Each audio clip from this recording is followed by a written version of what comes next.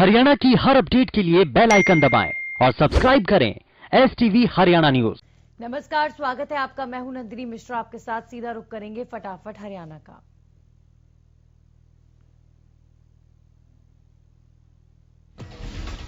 CM Manohar Lal आज से 3 दिवसीय गुरुग्राम दौरे पर रहेंगे। सीएम मनोहर लाल दोपहर 3 बजे PWD रेस्ट हाउस में अधिकारियों की बैठक लेंगे। बीते दिन सीएम मनोहर लाल गुरुग्राम पहुंचे थे। सीएम अगले 3 दिन तक गुरुग्राम दौरे पर रहेंगे। ट्रैक्टर रैली में दम दिखाने के बाद किसान आज एक बार फिर सरकार के साथ बातचीत की टेबल पर होंगे।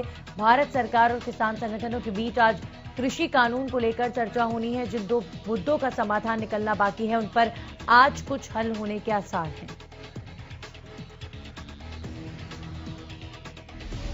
बातचीत से पहले बीते दिन किसानों ने एक बड़ी ट्रैक्टर रैली निकालकर आंदोलन को लेकर अपने हौसले सरकार के सामने जता दिया। आज होने वाली बातचीत से पहले गुरुवार को किसानों ने दिल्ली से सटी सीमाओं में अपनी ताकत दिखाई।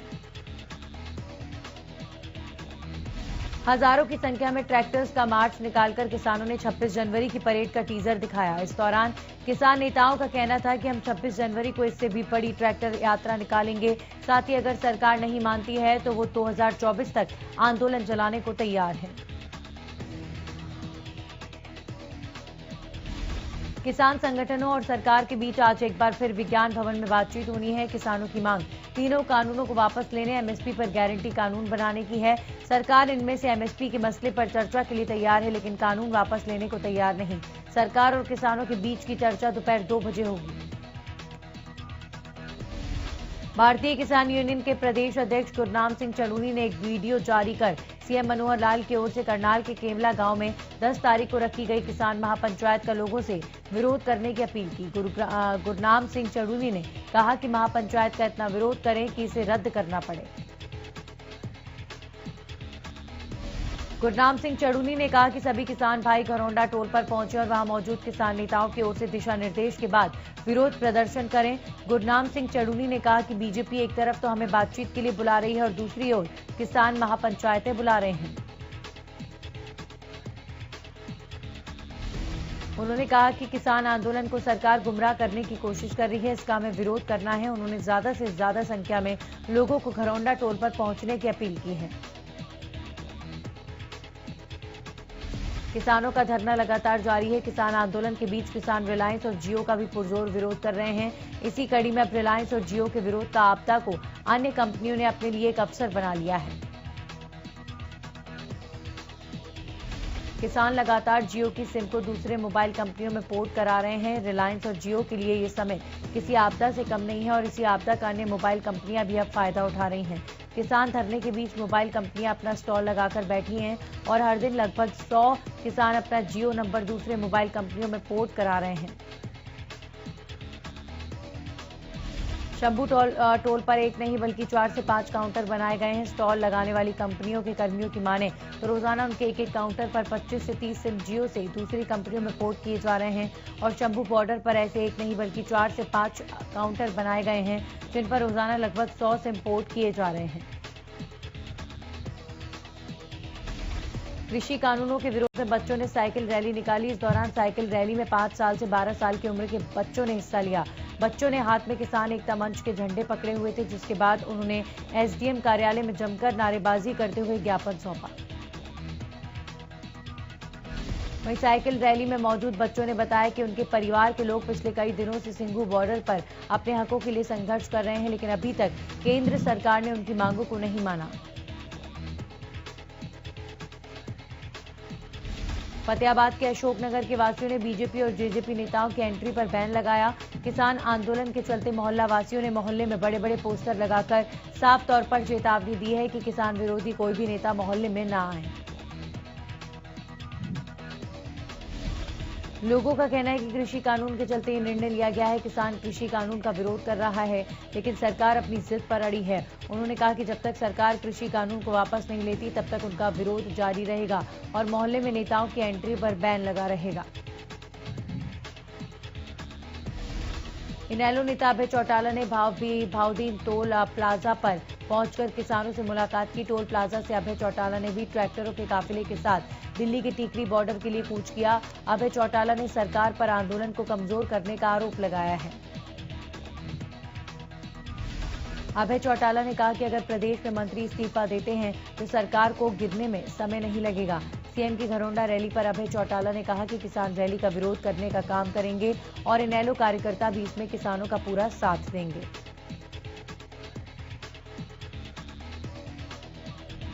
ट्रैक्टरों में किसानों के काफिले के साथ इनेलो नेता अभय चौटाला फतेहाबाद पहुंचे। इस दौरान इनेलो नेता अभय चौटाला ने कहा कि खुद प्रधानमंत्री को हस्तक्षेप कर कृषि कानून को वापस लेना चाहिए।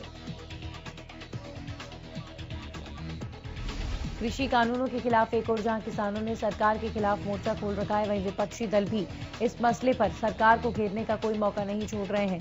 रेवाड़ी में कांग्रेस की प्रदेश अध्यक्ष कुमारी शैलजा ने मसानी में धरने पर बैठे किसानों से मुलाकात की है। इसके बाद शैलजा ने कहा कि हम राहुल गांधी के नेतृत्व में तीनों काले कानूनों को रद्द करवाने के लिए संघर्ष में किसानों के साथ खड़े हैं।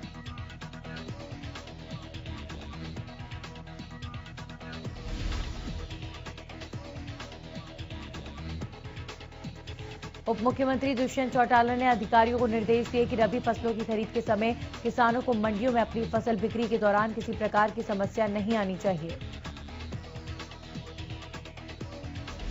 खाद्य नागरिक आपूर्ति एवं उपभोक्ता मामले के विभाग के अधिकारियों के साथ बैठक के दौरान डिप्टी सीएम ने कहा कि रबी फसलों की खरीद के लिए मेरी फसल मेरा ब्यौरा पोर्टल पर 11 जनवरी 2021 से पंजीकरण शुरू हो जाएगा।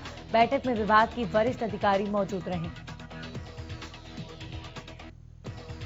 दुष्यंत चौटाला ने अधिकारियों को निर्देश दिए कि प्रदेश में जौ की फसल का भी सर्वे करवाया जाए ताकि आवश्यक हो तो उसकी सरकारी खरीद किए जाने पर विचार किया जा सके।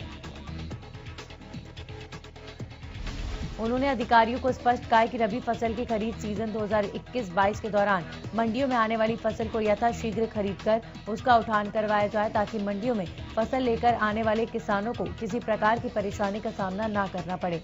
इसके साथ ही उन्होंने ये भी निर्देश दिए कि फसल की खरीद होने के बाद किसानों की पेमेंट निर्धारित अवधि में बैंक खाते में ट्रांसफर हो जानी चाहिए। Charkhi Dadri mines welfare association ने चंडीगढ़ में मुख्यमंत्री मनोहर लाल से मुलाकात कर अपनी समस्याओं के बारे में अवगत कराया। मुख्यमंत्री को सौंपे ज्ञापन में एसोसिएशन ने Charkhi Dadri pollution control board की तरफ से बेवजह नियमों का हवाला देकर परेशान करने का आरोप लगाया।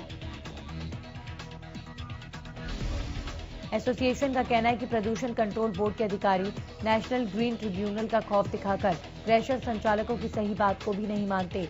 ज्ञापन में कहा गया है कि 9 कनाल जमीन वाले क्रैशर कितने भी क्रैशर स्टॉक अपने पास रख सकते हैं, लेकिन प्रदूषण कंट्रोल बोर्ड इसमें दिक्कतें पैदा कर प्रतिदिन 80 टन क्रैशर रखने की अनुमति दे रहा है। एसोसिएशन की मांग पत्र पर मुख्यमंत्री मनोहर लाल ने कहा कि 15 जनवरी को चंडीगढ़ में पर्यावरण, ट्रांसपोर्ट और माइंस विभाग की एक संयुक्त बैठक बुलाई है, जिसमें चरखी दादरी माइंस और वेलफेयर एसोसिएशन भी शिरकत करेगा। प्रदेश में कोरोना के आंकड़ों में लगातार गिरावट दर्ज की जा रही। बीते 24 घंटे में 274 नए मरीजों की पुष्टि की गई। गुरुग्राम में 82 और फरीदाबाद में 37 नए केस सामने आए। वहीं सोनीपत में 17 और अंबाला में 15 नए मामले सामने आए हैं। प्रदेश में 24 घंटे में 6 मरीजों की मौत के मामले सामने आए। इसी के साथ अब तक कुल 2940 कोरोना मरीजों की मौत हो चुकी है। प्रदेश में कुल 2,64,161 केसेस अब तक सामने आ चुके हैं। वहीं एक दिन में 377 मरीजों ने कोरोना को मात दी है। देश में कोरोना का टीकाकरण कार्यक्रम शुरू होने से पहले आज सबसे बड़ी रिहर्सल होने जा रही है। देश के सभी 736 जिलों में आज ड्राई रन किया जाएगा। इसमें इस बात की तैयारी की जाएगी कि कैसे लोगों को कोरोना का टीका लगाना है और उसकी पूरी प्रक्रिया क्या है। आपको बता दें कि इससे पहले 28 और 29 दिसंबर को 4 राज्यों में 2 दिन के लिए ड्राई रन किया गया था। इसके बाद 2 जनवरी को सभी राज्यों में ड्राई रन चलाया गया था और अब 33 राज्यों और केंद्र शासित प्रदेशों में वैक्सीन का फिर से ड्राई रन हो रहा है।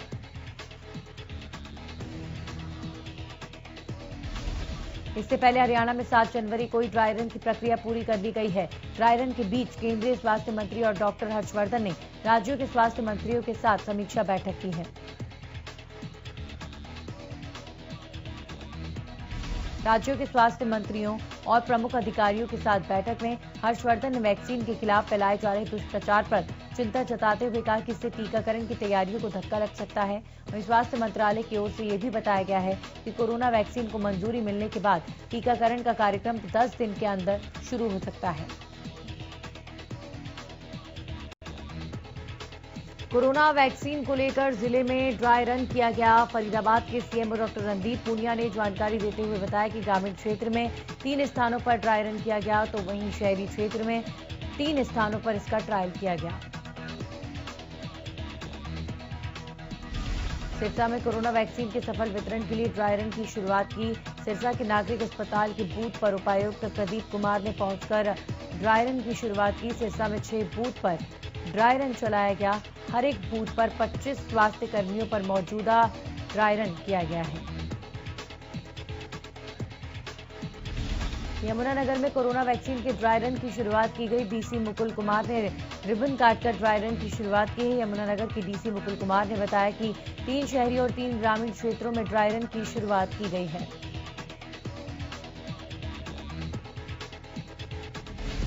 डीसी मुकुल कुमार ने बताया कि सरकार की हिदायतों के अनुसार पूरे प्रदेश में 2 घंटे के लिए कोरोना वैक्सीन का ड्राई रन किया गया।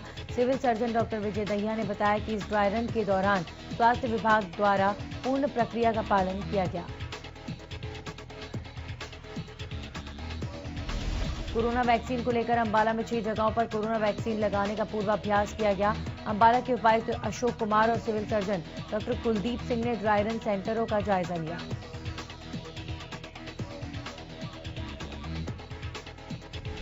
कोरोना वायरस को मात देने के लिए गुरुग्राम के अलग अलग 6 जगहों पर ड्राई रन किए गए, जिसमें करीब 150 स्वास्थ्य कर्मियों को वैक्सीन लगाई गई।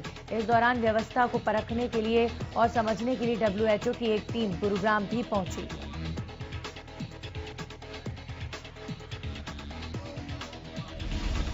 पुलिस ने करनाल में राइस मिलर के घर पर फायरिंग करने वाले 3 आरोपियों को गिरफ्तार कर लिया है। गाड़ी में सवार बदमाशों ने सुभाष चंद्र सिंगला को जान से मारने की नियत से सेक्टर 8 स्थित घर ताबड़तोड़ फायरिंग की थी। बताया जा रहा है कि फायरिंग के बाद बदमाश मौके से फरार हो गए। मामले की जांच करते हुए पुलिस ने 3 आरोपियों को गिरफ्तार किया। पुलिस ने बदमाशों के कब्जे से वारदात में इस्तेमाल की गई गाड़ी और हथियार बरामद किए हैं। जांच में सामने आया कि आरोपी सचिन का शिकायतकर्ता के साथ लेन देन का मामला चल रहा था, जिसके चलते सुभाष को जान से मारने की नियत से उसके घर पर फायरिंग की गई थी। भी खुलासा हुआ है कि आरोपी सचिन के खिलाफ दिल्ली में मामला दर्ज है और आरोपी जमानत पर बाहर चल रहा था। पूर्व कैबिनेट मंत्री विपुल गोयल ने ओल्ड फरीदाबाद में मौजूद अग्रवाल धर्मशाला का शिलान्यास किया। इस मौके पर सैकड़ों ग्रामीणों ने मौके पर पहुंचकर पूर्व कैबिनेट मंत्री विपुल गोयल का स्वागत किया। इस मौके पर विपुल गोयल ने कहा कि आज पद पर ना रहते हुए भी जो समाज और शहर के लोगों ने मुझे प्यार और मान सम्मान दिया है, उसके लिए मैं सभी का आभार प्रकट करता हूँ। पूर्व कैबिनेट मंत्री विपुल गोयल ने कहा कि मैं इस शहर का बेटा हूं और मुझे यहां की सभी समस्याएं पता हैं। अपने कार्यकाल के दौरान जितना काम मैं कर सका उसे पूरा करवाने का भी प्रयत्न हर समय करूंगा और शहर में जो विकास कार्य धीमे चल रहे हैं उन कामों को माननीय विधायक जी के साथ मिलकर और तेजी से करवाने की कोशिश करूंगा। देश के कई राज्यों में बर्ड फ्लू की दस्तक के बाद हरियाणा में भी बर्ड फ्लू को लेकर अलर्ट जारी किया गया है। इस बीच Lala Lajpat Rai university of veterinary एवं एनिमल साइंस के वैज्ञानिकों और हरियाणा स्वास्थ्य विभाग की टीम ने पोल्ट्री फार्मों का निरीक्षण किया। इस टीम ने कई पोल्ट्री फार्मों में निरीक्षण के बाद मुर्गियों के सैंपल लिए। इसके साथ ही पोल्ट्री फार्मों में काम करने वाले लोगों में भी खांसी, जुकाम जैसे लक्षणों की जांच की गई। प्रदेश में बर्ड फ्लू को लेकर अभी संशय बरकरार है। लाखों की संख्या में मुर्गियों की मौत के बाद जांच के लिए सैंपल भेजे गए। बर्ड फ्लू से निपटने के लिए सरकार की तैयारियों पर कृषि एवं पशुपालन मंत्री जेपी दलाल ने जानकारी दी। जेपी दलाल ने कहा कि हमने सैंपल लैब में भेजे हैं, जब तक रिपोर्ट नहीं आती कुछ भी स्पष्ट नहीं कहा जा सकता।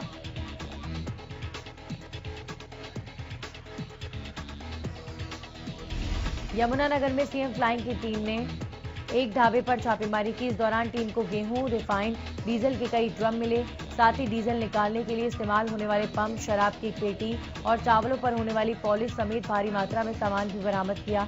इस मामले में टीम ने ढाबा मालिक समेत 4 लोगों को गिरफ्तार किया है। सीएम फ्लाइंग के इंस्पेक्टर दिनेश शर्मा ने बताया कि सूचना मिली थी कि रतनगढ़ में जस्सी ढाबा के सामने AFCI कि गोदामों का गेहूं ट्रकों से उतारा जा रहा है। इस सूचना पर टीम पहुंची। मौके पर 2 ट्रकों से गेहूं के बैग उतारे जा रहे थे। 8 बैग उतारे जा चुके थे, जिस पर टीम ने मौके से ढाबा संचालक प्रवीण समेत 4 लोगों को पकड़ा। वहीं एफएसओ वीरेंद्र कुमार ने बताया कि यहां पर अवैध रूप से डीजल का भंडारण किया जाता था। मौके से 3,480 लीटर डीजल मिला है, इसलिए विभाग की ओर से कार्रवाई की जाएगी और इसके लिए हम पुलिस को लिख कर दे देते हैं।